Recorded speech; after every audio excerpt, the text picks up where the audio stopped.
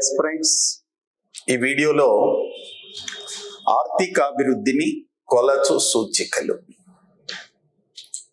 1950 నుంచి 1960 వరకు సాధించిన ఆర్థికాభివృద్ధిని కొలవడానికి వాస్తవ జాతీయ ఆదాయము, వాస్తవ తలసరి ఆదాయము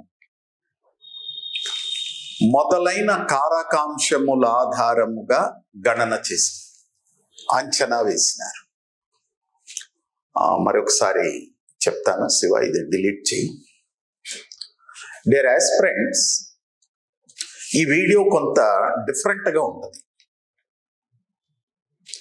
సాధించిన ఆర్థికాభివృద్ధిని కొలవడానికి ప్రారంభంలో నిజ జాతీయ ఆదాయము, నిజ తలసరి ఆదాయము, నిజ జాతీయ ఆదాయ వృద్ధి రేటు, నిజ తలసరి ఆదాయ వృద్ధి రేటును ఆధారముగా అంచనా వేసినారు. అయితే మారిన పరిస్థితులకు అనుగుణముగా సాధించిన ఆర్థికాభివృద్ధిని కొలవడానికి ఆర్థికవేత్తలు ప్రత్యామ్నాయంగా కొన్ని సూచికలను గణన చేసినారు. అవేంటంటే భౌతిక జీవన ప్రమాణ సూచి, ఆదాయ సూచి, ఆదాయ సంక్షేమ సూచి, సమీకృత అభివృద్ధి సూచిక మొదలైనటువంటి సూచికలను 1970-90 మధ్య కాలములో ఉపయోగించి సాధించిన ఆర్థికాభివృద్ధిని అంచనా వేసినారు. 1970 దశకం తరువాత ఆర్థికవేత్తలు ప్రపంచంలో ప్రతి దేశంలో సాధించిన ఆర్థికాభివృద్ధిని మాపనం చేయడానికి కొన్ని ప్రత్యేక సూచికలను గణన చేసినారు. అవేమిటంటే భౌతిక జీవన ప్రమాణ సూచిక,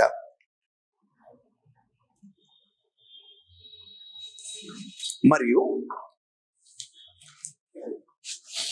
ఆదాయ సూచిక, ఆదాయ సంక్షేమ సూచిక, సమీకృత అభివృద్ధి సూచిక మొదలైన సూచికలను రూపొందించి సాధించిన ఆర్థికాభివృద్ధిని మాపనం చేశారు. అయితే 1970 నుంచి 1990 మధ్య కాలంలో రూపొందించిన ఈ సూచికల పట్ల సార్వజనీనత సంభవించలేదు, విమర్శలు కూడా వచ్చినాయి. మరి ఇలాంటి పరిస్థితులలో 1990 సంవత్సరంలో ఐక్యరాజ్య సమితిలోని యుఎన్డిపి విభాగము మానవ వనరులను జాతి సంపదగా గుర్తించింది. ప్రతి సంవత్సరం ప్రపంచంలోని ప్రతి దేశంలో మానవ వికాసం ఎంత మేరకు వృద్ధి చెందినది అని తెలుసుకొనడానికి 1990 నుంచి మానవాభివృద్ధి సూచికను గణన చేయడం ప్రారంభించినారు. 1990 దశకం నుంచి సాధించిన ఒక దేశంలో ఆర్థికాభివృద్ధి అనేది ఆ దేశంలోని మానవ వికాసంపై, మానవ వనరులపై, జీవనాణ్యత కలిగిన జనాభాపై ఆధారపడి ఉంటుందని విశ్వసించినారు. అందువల్ల 1980 దశకం నుంచి ఐక్యరాజ్య సమితిలోని విభాగమైనటువంటి యుఎన్డిపి ప్రతి సంవత్సరము ప్రతి యుఎన్ఓ సభ్య దేశంలో మానవ వికాసం ఎంత మేరకు పెరిగినది అని గణన చేయడానికి మానవాభివృద్ధి నివేదికను రూపొందిస్తూ మానవాభివృద్ధి సూచికను గణన చేయుచున్నది. కనుక 1990 నుంచి సాధించిన ఆర్థికాభివృద్ధి అనేది మానవాభివృద్ధి సూచిక పైన, మానవ వికాసంపై ఆధారపడి ఉంటుంది అనే చర్చ ప్రారంభమైంది. మరి ఇలాంటి పరిస్థితులలో తప్పనిసరిగా మానవాభివృద్ధి సూచికను మనము ఎలా గణన చేస్తారు, తాజా నివేదికలు ఏమిటి, మొదలైనటువంటి అంశాలను గురించి చర్చించాలి. 1980 దశకంలో పాకిస్తాన్కు చెందిన మహబూబుల్ హక్, భారత్కి చెందిన సంక్షేమ ఆర్థికవేత్త అయినటువంటి అమర్త్య సేన్ మానవాభివృద్ధికి ప్రాధాన్యత ఇచ్చి తమ రచనలన్నిటినీ కూడా మానవ వికాసము చుట్టూ తిరిగే విధంగా రచించినారు. 1980 దశకం నుంచి పాకిస్తాన్కు చెందినటువంటి మహబూబుల్ హక్, భారత్కు చెందిన అమర్త్య సేన్ మొదలైన ఆర్థికవేత్తలు తమ గ్రంథాలలో, తమ రచనలలో మానవ వికాసం మానవాభివృద్ధికి అధిక ప్రాధాన్యత ఇవ్వడమైనది. రైట్. 1990లో యుఎన్ఓ మానవ వికాసం, మానవ వనరులు, జీవనాణ్యత కలిగిన జనాభాను జాతి సంపదగా గుర్తించినది. ఐక్యరాజ్య సమితి అభిప్రాయం ప్రకారం ఒక దేశంలో ఆర్థిక వృద్ధి కానివ్వండి, ఆర్థికాభివృద్ధి కానివ్వండి, ఆ దేశంలోని మానవ వికాసంపై ఆధారపడి ఉంటుంది. ఏ దేశంలో మానవ వికాసం, మానవ వనరులు, జీవనాణ్యత కలిగిన శ్రామిక జనాభా శరవేగంగా వృద్ధి చెందుతూ ఉంటే ఆ దేశంలో ఆర్థిక వృద్ధి కానీ, ఆర్థికాభివృద్ధి కానీ వేగంగా వృద్ధి చెందుతూ ఉంటాయి. మానవ వికాసమునకు ఆర్థికాభివృద్ధికి మధ్య అనులోమానుపాత సంబంధం ఉంటుంది. మానవ వికాసం లేక జీవనాణ్యత, మానవ వనరులు పెరిగే కొలది ఆర్థికాభివృద్ధి కూడా పెరుగుతుంది. కనుక ఆర్థికాభివృద్ధి, మానవ వికాసం మధ్య అనులోమానుపాత సంబంధం ఉంటుంది. సో కాబట్టి 1990 దశకంలో యుఎన్ఓ మానవ వనరులు, మానవ వికాసాన్ని జాతి సంపదగా గుర్తించటం వల్ల, అదేవిధంగా ఆర్థికాభివృద్ధి లేక ఆర్థిక వృద్ధి అనేది మానవ వికాసంపై ఆధారపడి ఉంటుందని విశ్వసించటం వల్ల 1990 నుంచి ప్రతి సంవత్సరం ఐక్యరాజ్య సమితిలోని విభాగమైనటువంటి యుఎన్డిపి, యుఎన్ఓ సభ్య దేశాలకు మానవ వికాసము, మానవాభివృద్ధి సూచికను గణన చేయుచున్నది. ఓకే.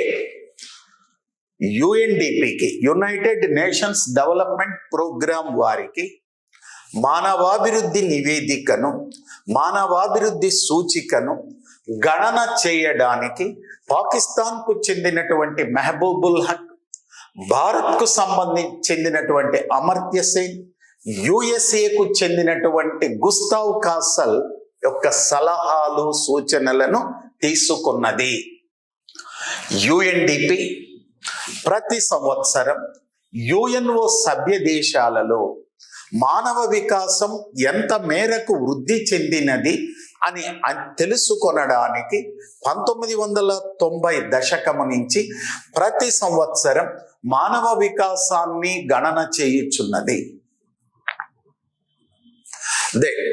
యుఎన్డిపి ప్రకారం మానవ వికాసం అనేది, మానవాభివృద్ధి అనేది ఒక జీవనకాలపు అంచనా, ఒక జీవనకాలం అంచనా. మానవాభివృద్ధి సూచిక అనేది విద్య, తలసరి ఆదాయము, ఆయు ప్రమాణాల సగటు మిశ్రమ గుణ సూచిక.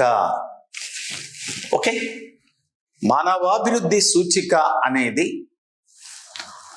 ఆయు ప్రమాణము, విద్య, తలసరి ఆదాయాల మిశ్రమ గణాంక సూచిక. మిశ్రమ గణాంక సూచిక ఒక దేశం యొక్క హెచ్డిఐ విలువను ఆధారంగా చేసుకొని ఒక దేశం అభివృద్ధి చెందినదా, అభివృద్ధి చెందుతున్నదా, అల్పాభివృద్ధి దేశమా, లేక పేద దేశమా, లేక వెనుకబడిన దేశమా అని అంచనా వేయవచ్చును. రైట్. మరి ఇక్కడి వరకు మనకు ఎలా క్వశ్చన్స్ అడుగుతారు? మానవాభివృద్ధి సూచికను ఎవరు గణన చేయుచున్నారు? యుఎన్డిపి. మానవాభివృద్ధి సూచికను యుఎన్డిపి ఎప్పటి నుంచి గణన చేయుచున్నది? 1990 నుంచి గణన చేయుచున్నది. యుఎన్డిపి మానవాభివృద్ధి సూచికను గణన చేయడానికి ఎవరి యొక్క సలహాలు సూచనలు తీసుకున్నది? పాకిస్తాన్కు చెందిన మహబూబుల్ హక్, భారత్కు చెందినటువంటి అమర్త్య సేన్, యుఎస్ఏకు చెందిన గుస్తావ్ కాసల్ యొక్క సలహాలు సూచనలను తీసుకున్నది.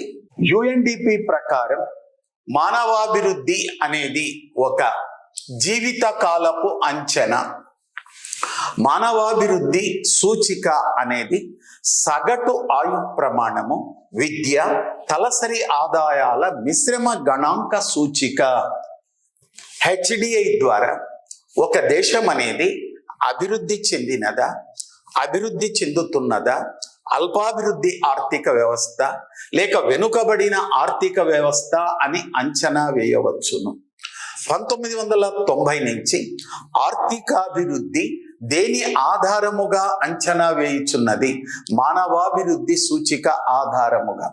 ఆర్థికాభివృద్ధిని మాపనం చేయడానికి 1960 దశకము వరకు ఏ సూచికలను తీసుకున్నారు? నిజ జాతీయ ఆదాయము, నిజ తలసరి ఆదాయాలను గణన తీసుకున్నారు. 1970 నుంచి 1990 మధ్య కాలములో ఆర్థికాభివృద్ధిని మాపనం చేయడానికి ఏ సూచికలను తీసుకున్నారు? భౌతిక జీవన ప్రమాణ సూచి, ఆదాయ సూచి, సంక్షేమ ఆదాయ సూచి, సమీకృత అభివృద్ధి సూచిక. ఐక్యరాజ్య సమితి మానవ వికాసాన్ని ఏమని వ్యాఖ్యానించినది? జాతి సంపద. Okay, right. మరి ఇక్కడ పాయింట్స్ తీసుకుందాం.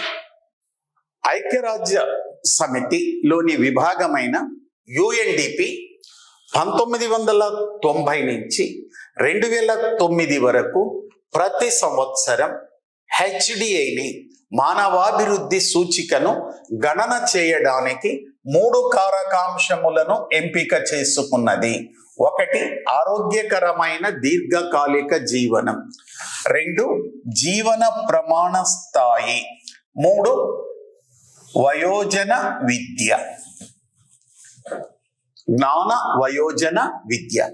1990 నుంచి 2009 వరకు యుఎన్డిపి ప్రతి సంవత్సరం మానవాభివృద్ధి సూచికను గణన చేయడానికి 3 కారకాంశములను ఎంపిక చేసుకున్నది.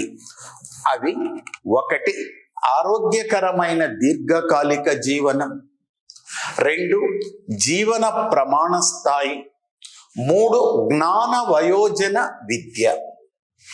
రైట్. ఆరోగ్యకరమైన దీర్ఘకాలిక జీవనమును ఆయు ప్రమాణము ద్వారా అంచనా వేస్తారు. జీవన ప్రమాణ స్థాయిని కొనుగోలు శక్తి సామర్థ్యం ఆధారముగా, కొనుగోలు శక్తి సామర్థ్య తలసరి ఆదాయం ఆధారముగా అంచనా వేస్తారు.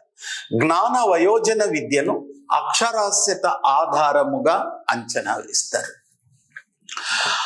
రైట్. 1990 నుంచి 2009 వరకు మానవాభివృద్ధి సూచికను గణన చేయడానికి యుఎన్డిపి ఎన్ని కారకాంశములను ఎంపిక చేసుకున్నది? 1 ఆయు ప్రమాణము, 2 కొనుగోలు శక్తి సామర్థ్యము ఆధారముగా తలసరి ఆదాయము, జ్ఞాన వయోజన విద్య అక్షరాస్యత 3 కారకాంశములు తీసుకున్నారు. కొనుగోలు శక్తి సామర్థ్యము అనే భావనను యుఎస్ఏకు చెందిన గుస్తావ్ కాసల్ అనే ఆర్థికవేత్త మొట్టమొదటగా ఉపయోగించినాడు. గుస్తావ్ కాసల్ కొనుగోలు శక్తి సామర్థ్యము ఆధారముగా ప్రతి దేశము యొక్క జాతీయ ఆదాయము తలసరి ఆదాయమును గణన చేసినాడు. ఇక్కడ మీరు పాయింట్ గుర్తుపెట్టుకోవాలండి. ఇది చూడండి, కొంచెం బోల్డ్ లెటర్స్ లో చెప్పాను. ఇక్కడ గుస్తావ్ కాసల్ అనే ఆర్థికవేత్త ఏ దేశానికి చెందిన ఆర్థికవేత్త? యుఎస్ఏకు చెందిన ఆర్థికవేత్త. ప్రపంచంలో మొట్టమొదటగా కొనుగోలు శక్తి సామర్థ్యము పర్చేసింగ్ పవర్ ప్యారిటీ అనే భావనను ఉపయోగించిన ఆర్థికవేత్త గుస్తావ్ కాసల్. గుస్తావ్ కాసల్ దేని ఆధారముగా ప్రపంచంలోని ప్రతి దేశమునకు జాతీయ ఆదాయమును తలసరి ఆదాయమును గణన చేసినాడు? కొనుగోలు శక్తి సామర్థ్యం ఆధారముగా, based on purchasing power parity. కొనుగోలు శక్తి సామర్థ్యం అంటే ప్రపంచ దేశాలన్నిటినీ ఒక యూనిట్గా చేసి ఒక సాధారణ ధరను గణన చేస్తారు. ప్రపంచ దేశాలన్నిటిని ఒక యూనిట్గా చేసి నిర్ణయించిన సాధారణ ధరను యుఎస్ డాలర్లలో కొలుస్తారు. అందువల్ల ప్రతి దేశంలోని ఉత్పత్తి పరిమాణము ఇంటూ కొనుగోలు శక్తి సామర్థ్యం ఆధారముగా ఉన్నటువంటి సాధారణ ధరల ఆధారముగా గణన చేస్తారు. Okay, right. ఇక్కడ మన క్వశ్చన్లు ఏం అడుగుతారు? 1990 నుంచి 2009 మధ్య కాలంలో మానవాభివృద్ధి సూచికను గణన చేయడానికి ఎంపిక చేసుకున్న కారకాంశములేవి? 1 ఆయు ప్రమాణము, 2 కొనుగోలు శక్తి సామర్థ్యం ఆధారముగా తలసరి ఆదాయము, 3 అక్షరాస్యత. కొనుగోలు శక్తి సామర్థ్యము అనే భావనను మొట్టమొదటిసారిగా వినియోగించిన ఆర్థికవేత్త గుస్తావ్ కాసల్. గుస్తావ్ కాసల్ ప్రపంచంలోని ప్రతి దేశమునకు జాతీయ ఆదాయమును దేని ఆధారముగా అంచనా వేసినాడు? కొనుగోలు శక్తి సామర్థ్యం ఆధారముగా. కొనుగోలు శక్తి సామర్థ్యం ఆధారముగా అంచనా వేయడానికి ప్రపంచ దేశాలన్నిటినీ కూడా ఒక యూనిట్గా తీసుకొని ఒక సాధారణ ధరను నిర్ణయించి ఆ నిర్ణయించిన ధరను యుఎస్ డాలర్లలో చెప్తారు. ప్రతి దేశము యొక్క జాతీయ ఆదాయమును కొనుగోలు శక్తి సామర్థ్యం ఆధారముగా నిర్ణయించినటువంటి సాధారణ ధరల ద్వారా గుణించటం వల్ల ప్రతి దేశము యొక్క తలసరి ఆదాయము జాతీయ ఆదాయమును అంచనా వేయవచ్చు. సో ఒకే కరెన్సీతో అంచనా వేయటం వల్ల ప్రతి దేశము యొక్క ఉత్పాదక సామర్థ్యమును ఇంకొక దేశం యొక్క ఉత్పాదక సామర్థ్యం ఆధారముగా ఆ ఉత్పాదక సామర్థ్యముతో సరిపోల్చడానికి వీలవుతుంది. సో ఐక్యరాజ్య సమితిలోని విభాగమైన యుఎన్డిపి ప్రతి యుఎన్ఓ సభ్య దేశానికి మానవ వికాసమును గణన చేయడానికి ఎంపిక చేసుకున్న కారకాంశములైన ఆయు ప్రమాణము, తలసరి ఆదాయము, అక్షరాస్యతకు వాటి యొక్క ప్రాధాన్యతను బట్టి గరిష్ట భారము, కనిష్ట భారమును కేటాయించినారు. ఆయు ప్రమాణానికి గరిష్ట భారం 85 సంవత్సరాలు, కనిష్ట భారం 25 సంవత్సరాలు. తలసరి ఆదాయానికి గరిష్ట భారం $10,000, కనిష్ట భారం $100. అక్షరాస్యత గరిష్ట భారం 100%, కనిష్ట భారం 0. ఓకే, యుఎన్డిపి మానవాభివృద్ధి సూచికను గణన చేయడానికి ఎంపిక చేసుకున్న ప్రతి కారకాంశమునకు దాని యొక్క ప్రాధాన్యతను బట్టి కనిష్ట గరిష్ట భారమును కేటాయించినారు. ఆయు ప్రమాణము, తలసరి ఆదాయము, అక్షరాస్యతకు. ప్రతి కారకాంశమునకు గుణసూచిని గణన చేస్తారు. గుణసూచిని గణన చేయడానికి ఒక సూత్రమును ప్రతిపాదించినారు. అది 1 సాధించిన విలువ మైనస్ కనిష్ట విలువ బై గరిష్ట విలువ మైనస్ కనిష్ట విలువ అనే సూత్రము ద్వారా గణన చేస్తారు. సో ఇక్కడ 3 కారకాంశములు ఉన్నాయి. 1 ఆయు ప్రమాణము, 2 తలసరి ఆదాయము, 3 అక్షరాస్యత. ఉదాహరణకి ఆయు ప్రమాణానికి డైమెన్షన్ ఆఫ్ ఇండెక్స్ ని గణన చేయాల. ఆయు ప్రమాణానికి డైమెన్షన్ ఆఫ్ ఇండెక్స్ ని గణన చేయాల. దెన్ ఆయు ప్రమాణానికి డైమెన్షనల్ ఆఫ్ ఇండెక్స్ ని గణన చేయడానికి 2023లో ఆయు ప్రమాణం వచ్చేసి ఎంత ఉన్నది అంటే 67.2 సంవత్సరాలు. ఓకే, భారతదేశానికి 2021లో ఆయు ప్రమాణం వచ్చేసి సాధించిన విలువ 67.2 సంవత్సరాలు. కనిష్ట విలువ 25. రైట్. గరిష్ట విలువ 85. కనిష్ట విలువ 25. ఓకే, ప్రతి దేశానికి ప్రతి కారకాంశమునకు ఈ విధంగా విలువలను సూత్రములోకి ప్రతిక్షేపించి ప్రతి కారకాంశమునకు గుణసూచిని కనుగొంటారు. యుఎన్డిపి ప్రతి కారకాంశమునకు ప్రాధాన్యతను బట్టి కనిష్ట గరిష్ట భారమును కేటాయించింది. అదేవిధంగా ప్రతి సభ్య దేశానికి ప్రతి కారకాంశం యొక్క గుణసూచిని డైమెన్షనల్ ఇండెక్స్ ని గణన చేయడానికి ఒక సూత్రమును ఉపయోగిస్తున్నది. ఆ సూత్రం ఏమిటంటే గుణసూచి ఈక్వల్ టు సాధించిన విలువ మైనస్ కనిష్ట విలువ బై గరిష్ట విలువ మైనస్ కనిష్ట విలువ. ఉదాహరణకి భారతదేశానికి 2021లో ఆయు ప్రమాణానికి సంబంధించి డైమెన్షనల్ ఆఫ్ ఇండెక్స్ ని గణన చేయాలి. అదేనమ్మా డైమెన్షనల్ ఆఫ్ ఇండెక్స్ డిఐని గణన చేయాల. డిఐని గణన చేయడానికి 2021లో భారతదేశం యొక్క ఆయు ప్రమాణము సగటు ఆయు ప్రమాణం 67.2 సంవత్సరాలు. మరి కారకాంశములలో ఆయు ప్రమాణానికి కనిష్ట భారం ఎంత ఇచ్చినారు? 25 ఇచ్చినారు. దెన్ అదే విధంగా ఆయు ప్రమాణానికి కేటాయించిన గరిష్ట భారము 85 సంవత్సరాలు మైనస్ 25 సంవత్సరాలు. దీన్ని సాల్వ్ చేస్తే ఈక్వల్ టు 42.2 బై 60 వేసుకుంటే డైమెన్షనల్ ఆఫ్ ఇండెక్స్ వస్తుంది. ఈ విధంగా భారతదేశానికి ఆయు ప్రమాణం తలసరి ఆదాయానికి గణన చేస్తారు.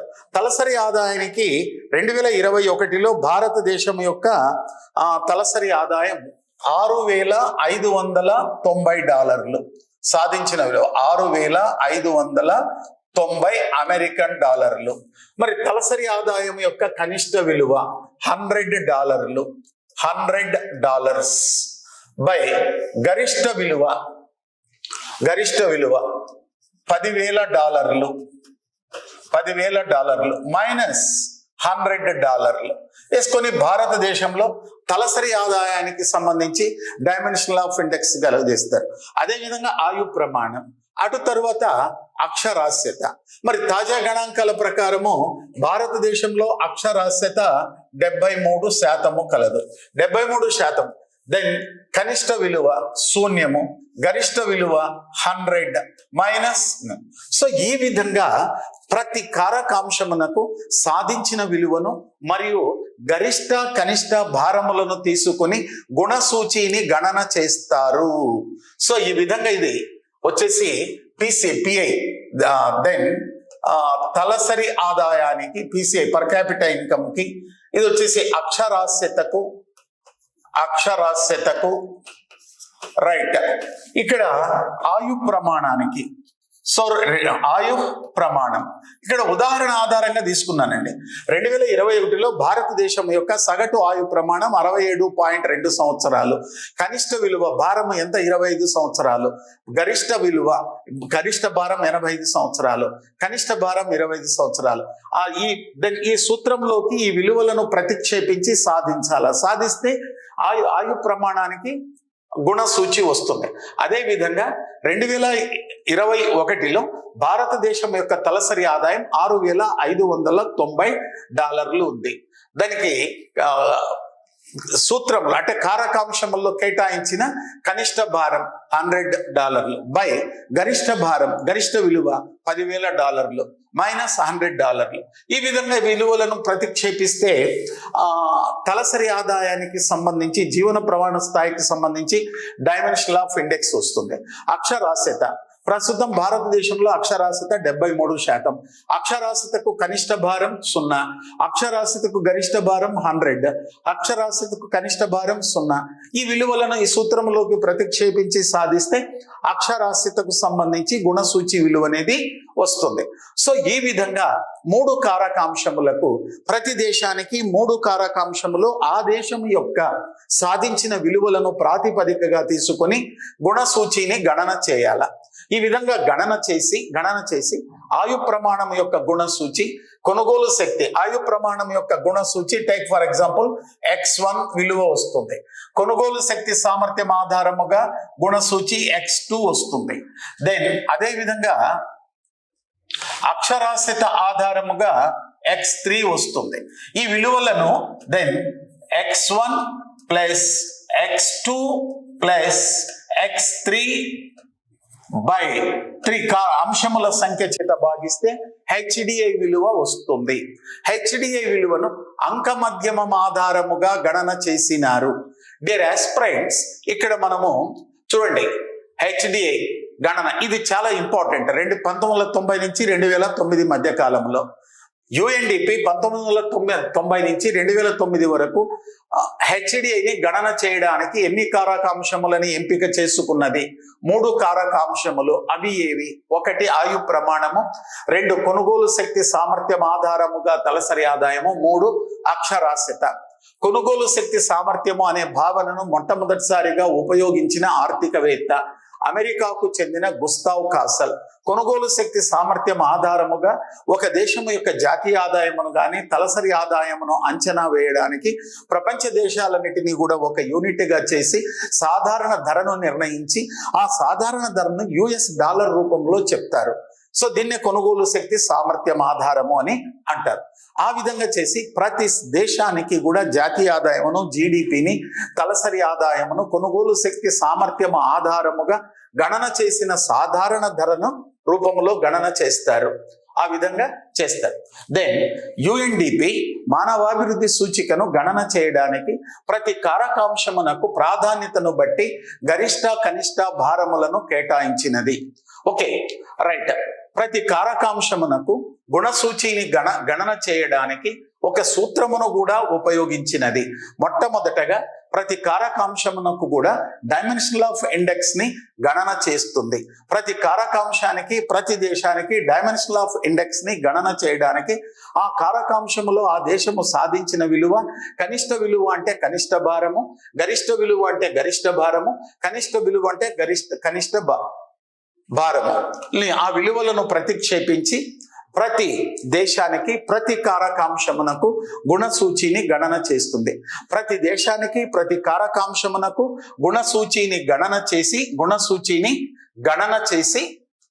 ఆ గుణసూచీల మొత్తమును 3 చేత భాగించిగా వచ్చే విలువనే HDI విలువ అని అంటారు. ఓకే, HDI విలువను 1990 నుంచి 2009 మధ్య కాలంలో అంక మధ్యమం ఆధారముగా గణన చేసినారు.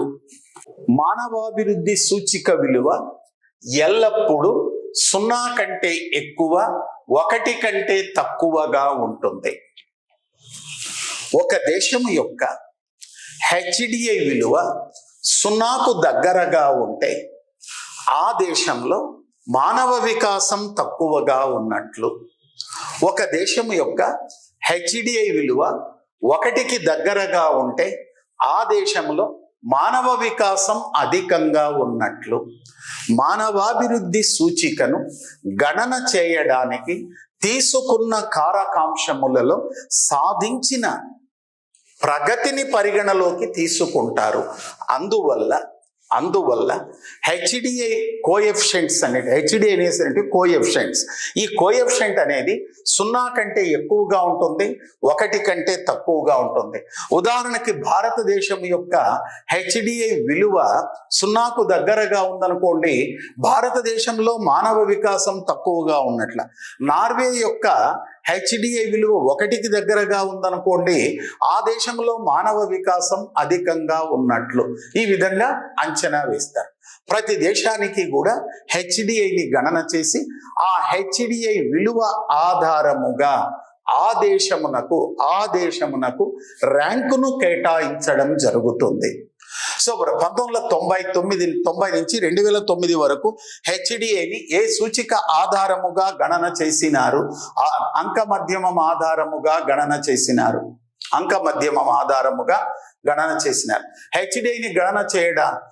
హెచ్డిఐలో గుణసూచిని గణన చేయడానికి ఉపయోగించిన సూత్రమేది?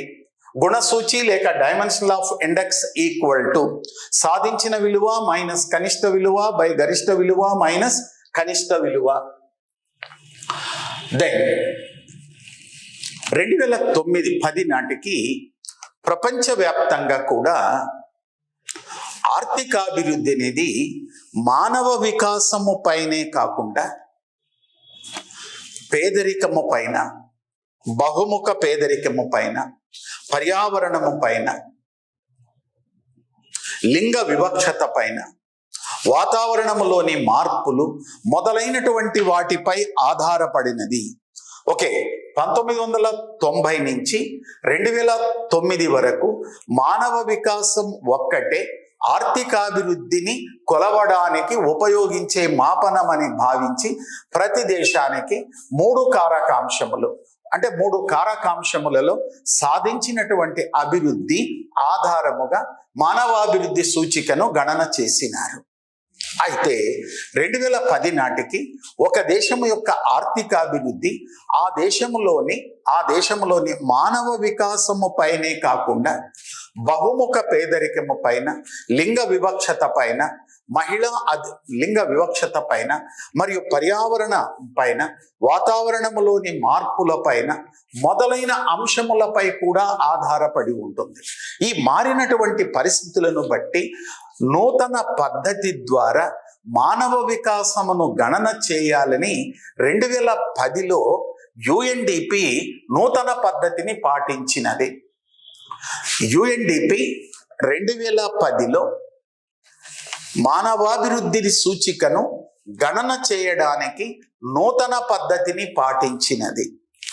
ఎందువల్ల అంటే 2010 నాటికి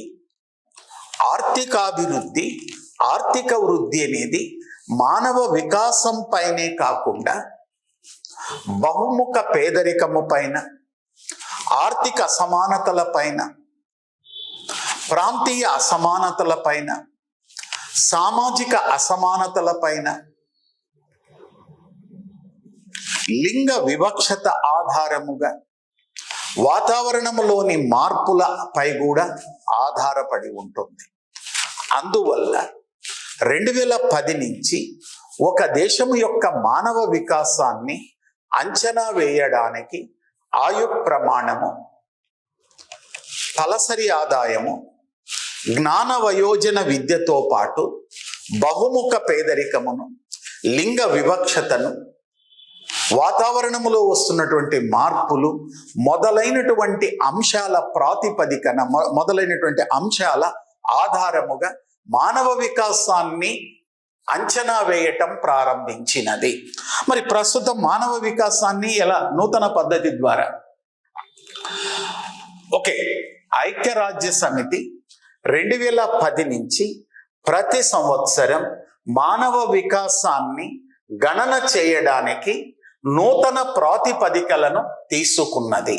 అవి 1 ఆయు ప్రమాణము, 2 తలసరి ఆదాయం, 3వది సగటున పాఠశాలకు వెళ్ళే కాలం, మీన్ ఆఫ్ ఇయర్ స్కూలింగ్ తీసుకోండి. గతములో అక్షరాస్యతను తీసుకోండి, నూతన పద్ధతిలో మీన్ ఆఫ్ ఇయర్ స్కూలింగ్, సగటున పాఠశాలకు వెళ్ళే కాలము, బహుముఖ పేదరికమును, ఆర్థిక అసమానతలను, లింగ వివక్షతను, వాతావరణములో వచ్చిన మార్పుల ఆధారముగా మానవ వికాసాన్ని గణన చేయుచున్నది, మానవాభివృద్ధి సూచికను గణన చేయుచున్నది. సో చూడండి, 2010 తరువాత UNDP మానవ వికాసం, మానవాభివృద్ధి సూచికను గణన చేయడానికి 7 కారకాంశములు, 7 ప్రాతిపదికలు తీసుకున్నది. అవి 1 ఆయు ప్రమాణము, తలసరి ఆదాయము, సగటున పాఠశాలకు వెళ్లే కాలము, బహుముఖ పేదరికము, ఆర్థిక సమానతలు, లింగ వివక్షత, వాతావరణంలోని మార్పు మొదలైనటువంటి అంశాల ఆధారముగా గణన చేసింది. 2010 నుంచి మానవాభివృద్ధి సూచికను గణన చేయడానికి అంక మధ్యమము యొక్క స్థానములో గుణ మధ్యమమును ఎంపిక చేసుకున్నది. మరి ఇప్పుడు ఒకవేళ అడిగారు అనుకోండి, 1990 నుంచి 2009 వరకు హెచ్డిఐని గణన చేయడానికి ఏ సగటును ఎంపిక చేసుకున్నారు అంటే అంక మధ్యమం. 2010 నుంచి హెచ్డిఐని గణన చేయడానికి ఏ సూచికను ఎంపిక చేసుకున్నారు అంటే గుణ మధ్యమము.